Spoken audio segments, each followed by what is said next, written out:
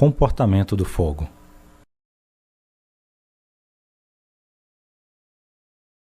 Por comportamento do fogo, entende-se a reunião das características que os combustíveis apresentam ao se queimarem ao longo do avanço de um incêndio. Essas características são sua velocidade, sua liberação de calor, a altura das chamas, o seu dinamismo da coluna de convecção e percurso percorrido. Para um combate mais eficiente, eficaz e seguro, é necessário ter conhecimento desse comportamento. Com essas informações, obtemos a capacidade de previsão do comportamento futuro do fogo. O fogo é formado pela reação em cadeia da reunião de 3 elementos. Combustível é tudo aquilo que está sujeito a incendiar, tais como madeira, estopa, gasolina, álcool, entre outros. Calor é a fonte de energia que dá início ao fogo, que o mantém e proporciona sua propagação. Oxigênio é essencial para a manutenção da reação química do fogo. Para que ocorra o fogo, é necessária a presença dos elementos básicos mostrados anteriormente. O fogo passa por 3 fases: pré-aquecimento, gasosa ou de combustão e sólida ou de carbonização.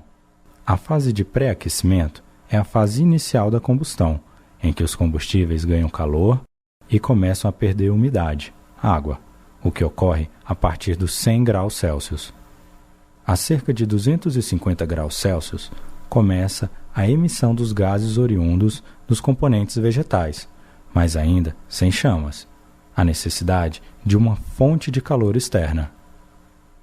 Já na fase gasosa ou de combustão, surgem as chamas, o que ocorre por volta dos 300 graus Celsius.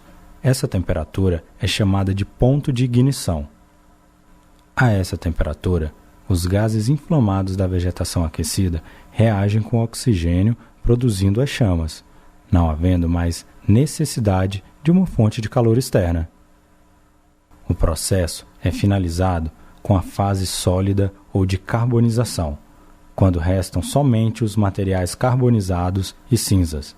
Apesar da menor energia calorífica liberada nessa fase, se houver contato de combustíveis em carbonização com combustíveis não queimados, esses poderão entrar em ignição.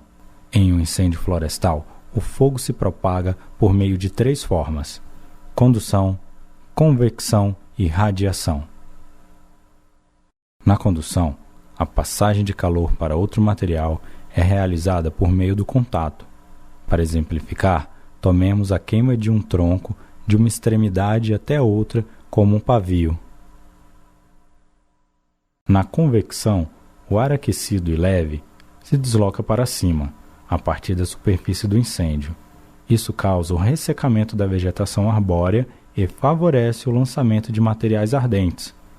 Uma fogueira embaixo de uma árvore balançando e ressecando a folhagem logo acima é um bom exemplo. Na radiação, o calor é propagado por meio de ondas de energia que se dispersam em todas as direções.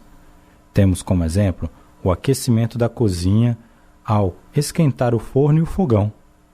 Na propagação, o incêndio florestal começa a se definir e toma forma. Para a aplicação das estratégias de combate, o incêndio é dividido em partes ou setores que são definidos tendo como referência a direção de propagação. As partes do incêndio florestal são: perímetro, é a linha que delimita a área queimada. Frente ou cabeça, é a parte do incêndio que avança mais rápido. Cauda ou retaguarda, é a parte do incêndio que se movimenta lentamente. Flancos, são os 2 lados do incêndio, esquerdo e direito, tendo como referência a frente de avanço. Cabeça. Dedos ou alongamento, são faixas mais estreitas do incêndio que se propagam.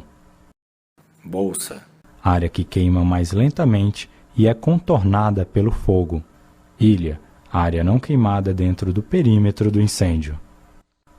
Foco secundário, foco iniciado geralmente por fagulhas, dando origem a outro foco de incêndio.